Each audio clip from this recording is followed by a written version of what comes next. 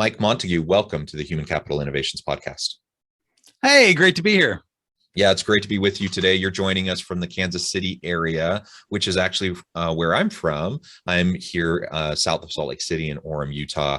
And today we're going to be talking about the role of play in fostering creativity and driving increased productivity at work. Of course, Mike brings with him a whole range of experiences and both professional and personal life, as well as all of the great things that he's accomplished in his career to add to this conversation today. As we get started, I wanted to share Mike's bio with everybody. Mike Montague is dedicated to empowering lifelong learners with opportunities they didn't know they had. He teaches driven professionals on how to improve their business development, virtual events, internet marketing, social selling, and communication skills. He is available as a speaker for keynotes, virtual event MCs, guest blogging, podcast interviews, corporate training, and much more. And Mike, is there anything else you would like listeners to know about your professional background before we launch on into the conversation? Well, I would say one is I am a quite prolific podcaster. So I have a podcast, How to Succeed, which is for sales and leadership principles. It's been going for like 6 years, has like 500 episodes, 2 million downloads, a whole lot of fun. The other one is Playful Humans, and that's where I interview people that play for a living. And that's just my personal passion project, my COVID baby, where I interview people like jugglers from America's Got Talent, Justin Guarini from American Idol, or DC from Tag Team, and Whoop, there it is, all the way to like the founder of Comedy Central, and all kinds of cool interviews there. If you just want an excuse to have more fun and an interesting interview podcast, that's one there too. Awesome. I have been podcasting for a long time too, and I can appreciate the amount of time and effort and work that goes into having a long running podcast like your own. So congratulations on that. And for anyone listening to the podcast feed and not watching the video, you can note that Mike he has on his microphone a really nice little sign that says Playful Humans, which I think just illustrates very well his approach and what we'll be exploring together today. So thanks again for joining me, and it's a pleasure to have you. Now, as we launch on into the conversation, perhaps we can frame this up a little bit and talk about play at work and what you mean by play at work. Well, that is a big question. Let me start with the top four. Top four things that I think benefit teams and productivity when it comes to play that people don't think about is number one, connection. Just it's creating a fun environment with your team. Team bonding and team building events have been around forever, but people forget that that's how you learned and made friends as a kid. You went and played with people. Your best friends are the ones that you played with every single day. And so if you want better teams and better communication, you got to learn how to play, because that's where we learn, what buttons people get pushed and where their boundaries are and what they think is, funny and entertaining. We learn to overcome challenges and stuff. So a lot of good stuff there. The second thing for me is creativity. I think a lot of organizations want people to talk about innovation and creativity and brainstorming and creative problem solving, but there's no room to practice that. In fact, most of the time, everything's on the line, and saying, quick, Jonathan, I need you to be really creative and come up with something interesting is not a great way to get that done. We need a playful, open space to make that high stakes accountability is not probably the best environment to foster creativity and innovation, is it? Right. No, there's few things that in life that are just counterintuitive, right? Like the more you try to fall asleep, the less likely it is to happen. The more you try and make someone fall in love with you, the less likely that is to happen. Same thing about making a sale or being creative. Like when you try and force those things, bad things happen. They become less likely. So creating a play space where we can, have, I think Google has that, up to like 20% time and things too, where you take time off and brainstorm, where you can have risk-free innovation. That's where really creative ideas happen. When you walk away from the computer, you go for a walk or you jump in the shower, that's when those aha moments come. And then I think there's two more things. Number one is company culture. And so everybody wants to improve culture and inclusiveness and better, morale and things, which I think are all great things to think about. But there is this fourth one that we forget a lot, which is confidence. That the way to build confidence is through failing, not through success. And I think people don't realize that. And in my career, I have this famous story I've tell all the time because it's so great. I got fired live on stage as a DJ by Billy Idol in front of thousands of people. Like I think it was around 4,000 people. Once that happens, I'm bulletproof. I can do a podcast like this and I'll be okay. I'll survive it. Right? It doesn't get much worse, right? You kind of hit rock bottom, and you go through that the mental exercise of like, what's the worst thing that could possibly happen? It's already happened to me, so we're good. Yeah. So through play, we create places where we can fail safely, where we can build confidence, where we can find small wins too, and insignificant wins that lead to our confidence and our creativity and our connection with other people, and ultimately a more positive and productive culture too. Because I guess the last thing I'll say here, and then let you ask a second follow-up question, would be, I think people underestimate how much pressure and how on we are all the time. Human beings are not machines. And so if we don't, people call it unplugging, but I think it's actually plugging back into our energy centers. That if we're just constantly running on battery power on fumes and we're not sleeping, if we're not going out and playing, having some sort of recreation, downtime, re-engaging with what gives us energy in our life, we're going to burn out. And burnout is what causes turnover and what causes loss of productivity and just all the bad things that happen in our modern work environments. Yeah, and just to highlight a couple of things that you mentioned.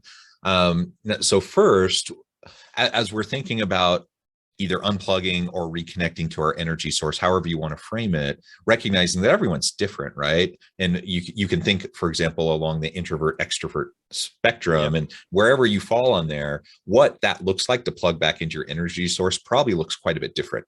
And so we have to allow for people to do that in a way that actually makes sense for them, that's actually going to help them recharge.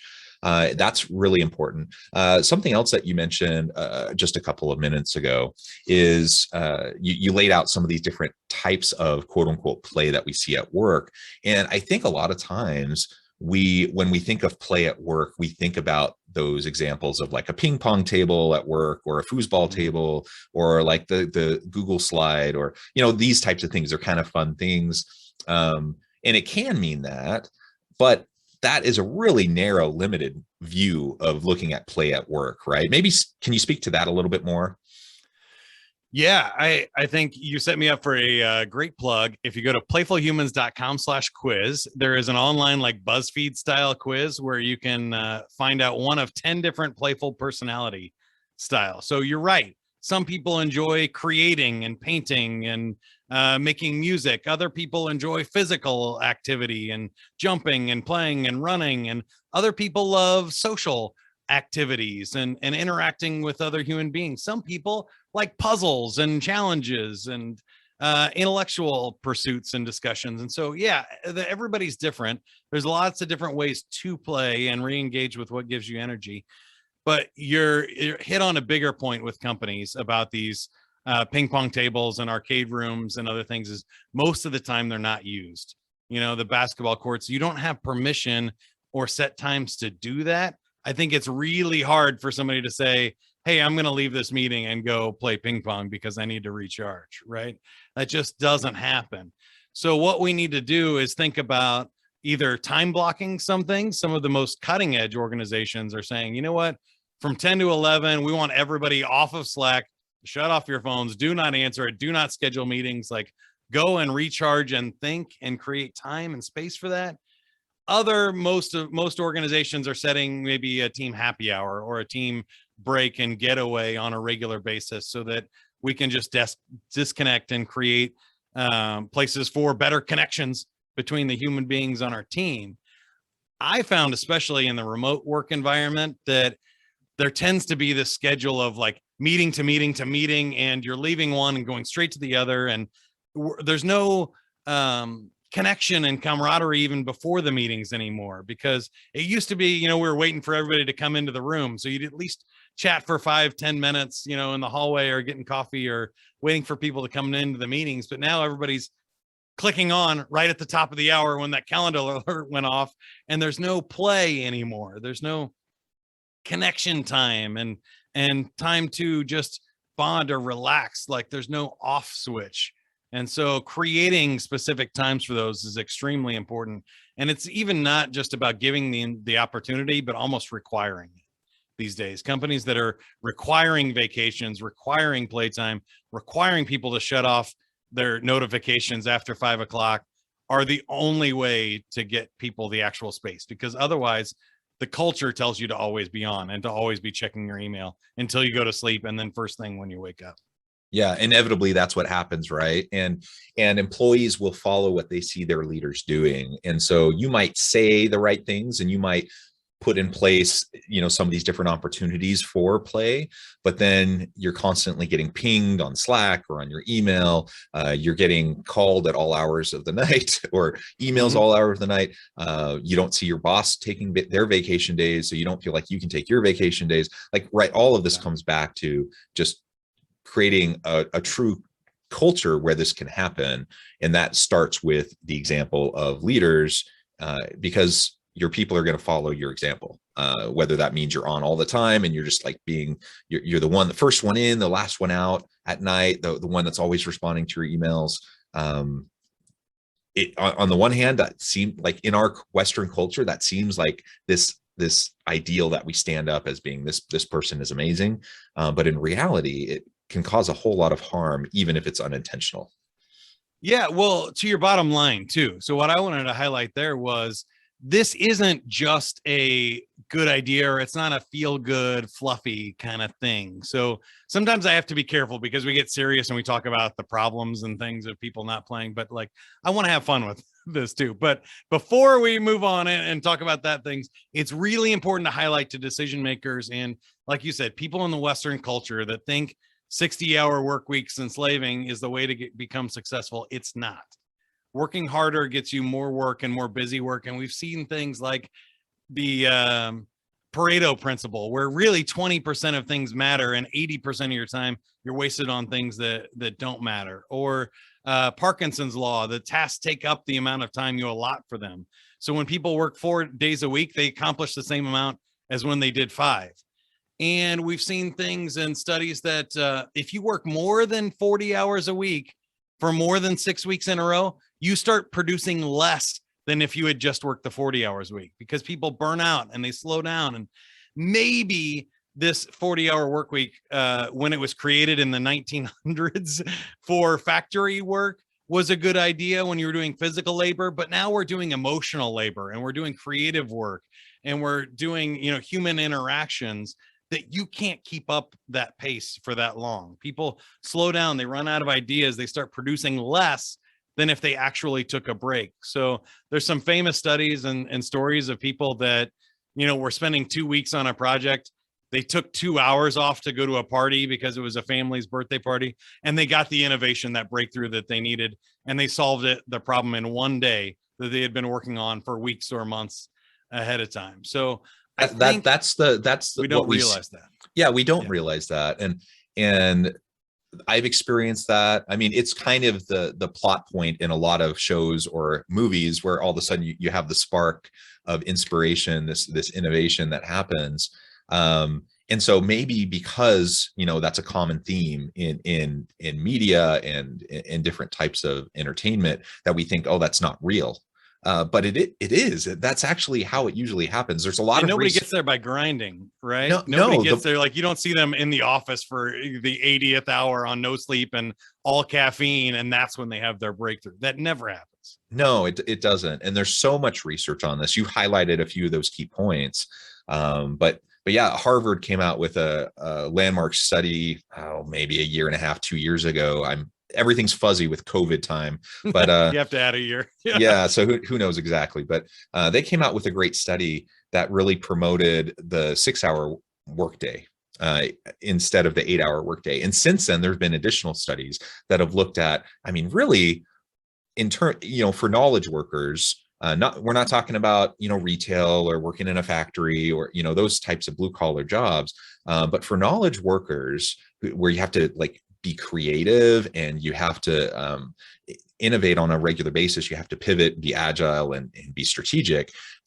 Doing that kind of work, you really can, you're lucky if you can get 2 to 3 hours a day in that kind of intense thinking kind of mode. Now, you can do other types of more rote work and go to some meetings and do those sorts of things. But the reality is, most of the productivity is going to happen in that 2 to 3 hours if you're lucky. And how often do we have this culture where you just have to grind and grind and grind, and you put more and more time in at the office? You're spending 10, 12, 14-hour days. It just doesn't work. And so this comes back to what you've mentioned a couple times now, and that is burnout. The negative impacts of burnout psychologically, emotionally, and in terms of your physical health is huge. Of course, all of that then transfers into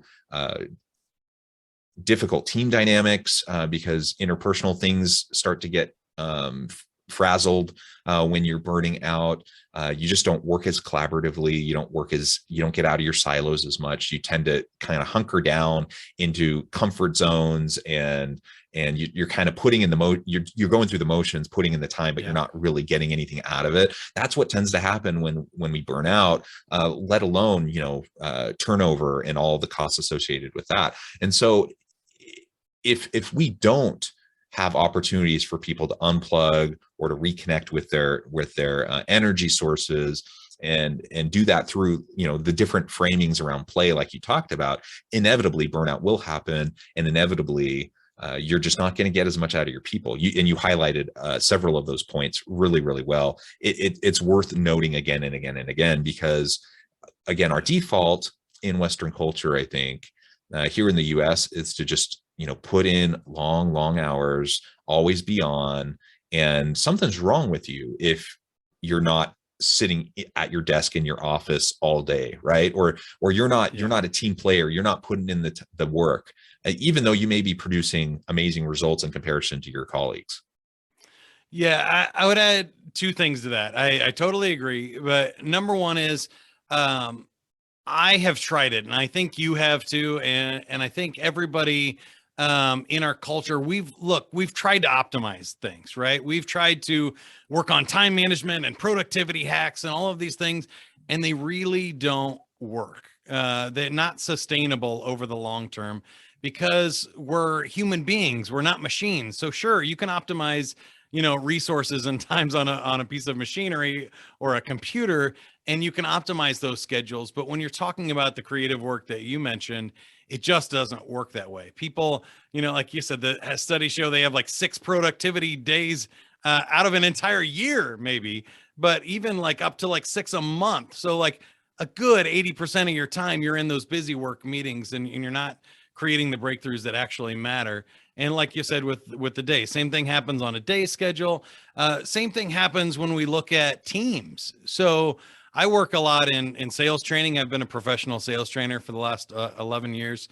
And we know that to be true, that there are some things that you need to work hard at. You're going to have to make some calls. You're going to have to get some momentum.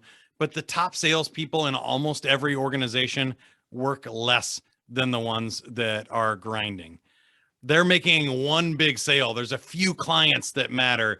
They're having a great connection or a great relationship. It's not a quantity of calls that matter. It's the ones that connect and resonate with the buyers that matter, right? So I think the great way to think about that, and this is my second point here, is that if we can program a computer to do it, we don't need a human to do it, right? So if we could create a script that was the perfect sales call, we would have that script run and we'd have a robot do it. But we don't need that. What we need humans for now in 2021 is for connection. It's for creativity. It's for problem solving and understanding in a way that computers can't do. So all of that other time management, productivity stuff was for a different problem. It's a problem that we're solving with robots and computers. The problems we need to solve now are about energy management. And so in order to be on and be creative and to connect with another human, we have to be in the right emotional mindset. We have to have the right energy for that. We have to find flow in our creative work. And those things are not enhanced by the policy of more, better, and faster. It's about doing less, doing the right things, and doing things that matter that computers can't do. Yeah, that's absolutely right. And you've mentioned a couple times now about the idea that grinding and working harder will get better results. Let's unpack that a little bit and talk about why that doesn't really tend to work. Again, it depends on the type of work you're doing, I suppose. Right. And if you're doing manual labor, putting in longer hours to get more done can make sense. But even then, you have to be very concerned about burnout and health and physical strain Mistakes and other things. and mistakes. Right, exactly. So that's not the answer there either, but it makes at least some sense in those types of jobs. But when we're talking about knowledge workers, we're talking about strategic leaders and people striving to really just create a dynamic culture and do all the work of leadership. Grinding longer and harder just doesn't really seem to work. And so how do we disrupt that mentality? Since so many of us just get stuck in it all the time. So how I did it for myself was thinking about play and thinking about really what matters to me and when I am most engaged and doing my best work for myself. Like we said, that may take a lot of different forms. Yours might be, solving difficult puzzles, or mine might be entertaining and doing public speaking and things like that on a stage. I value all parts of the team. So I don't think that there's any work that's less valuable than others. I am really glad we have accountants and legal and stuff at the organization that I work for, because I don't want to do that work. Right. But I always kind of joke with the team. It's like, if you don't ask me to fill out a spreadsheet, I won't ask you to get on stage in front of thousands of people. Right.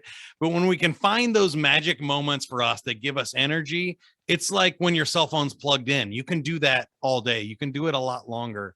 You can be engaged in these moments of flow. And I think what people mistake is that you sometimes can get in a flow doing a challenging, mundane task like checking your email. You can get caught up in hitting these buttons and replying to these things and filling it out, but that's not really what matters.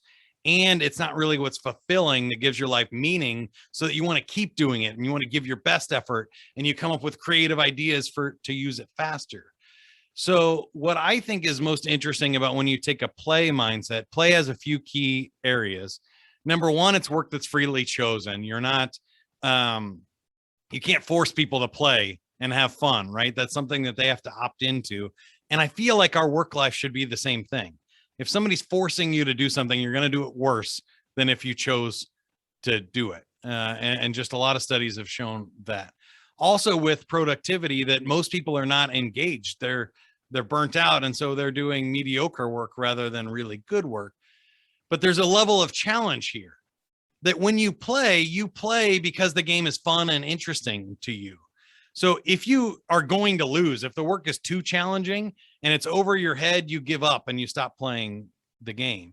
If the game is too easy, if it's tic-tac-toe and we all know how to play it, that gets boring too, and we turn out. So what happens when we think about play in our work is, what would be fun and engaging? How do we keep this game going? What's something that's going to push our limits and our comfort zones and make us be fully present because it's challenging work, but not so challenging or not so easy that it burns us out? And I think, so that's kind of three things. One is freely chosen. Two is challenging. Three is our strengths and what excites us and interest. I think number four for me is connecting it to importance, but that we don't normally put on play.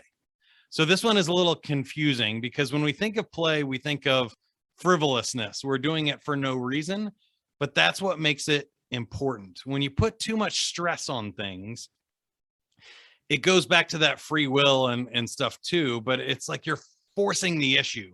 when we go towards grinding, we're putting too much pressure and stress, and our human systems just don't handle long-term stress well. We're built for short-term stress, but then you have to relax. You have to find recreation. You have to get sleep and recover. Otherwise, that leads to burnout. So when I think about taking a playful mindset to our work, it's about doing important things that are challenging, but doing them with a playful mindset in a way that is not putting stress on success or failure, or pretending like the world's going to end or somebody's going to die if we don't proceed. It may even be that way, but taking a playful mindset at it is what allows it to be sustainable. Otherwise, you're going to burn out. If it's too serious, no matter what the work is, you're going to burn out. Yeah. Very well said. Mike, it has been a real pleasure talking with you. I know at the time, and we're running low on that time, but before we close today, I wanted to make sure I gave you a chance to share with listeners how they can get connected with you, find out more about your work, your team, and then give us the final word on the topic for today. Sure. Really easy. Playfulhumans.com is the website where you can check out our podcast, learn more about this. There's a community of other adults rediscovering the power of play. You can join that. If you would like to have me talk to your team or facilitate a team building environment, I host game shows and other team building events that are super fun. Mike Montague, MikeMontague.com, or any of the social media channels. And then here's the final word, Jonathan. I want to play a game with you. So every time I do it, I try it. So I got some Family Feud style survey questions for you. I'm going to go with, here's a fun one. See if you can get one of our top 5 answers on the board. Name something that cats and men have in common.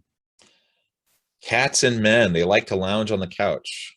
There you go. Being lazy. Number 2 answer. Congratulations. You nailed it. Oh, I should. Number one was love sleeping. Love sleeping. Yes. All right. Question number 2. What is a good way to teach children the value of money? In my home, we do chores and have an allowance. There you go. Allowance. Number 1 answer. You did it. And question number 3, during a power failure, name something you can still turn on. This is my favorite question. I would say my cell phone, first and foremost, and using the flashlight on my cell phone. Phone is on there. Flashlight was the number 1 answer. Yeah. Radio, water faucet, and spouse also in the top 5. So all good answers. Thanks for having me on, Jonathan. Excellent. Thank you so much, Mike. It has been a real pleasure. I encourage listeners to reach out, to get connected, find out more about what Mike and his team can do for you. And as always, I hope everyone can stay healthy and safe, that you can find meaning and purpose at work each and every day. And I hope you all have a great week.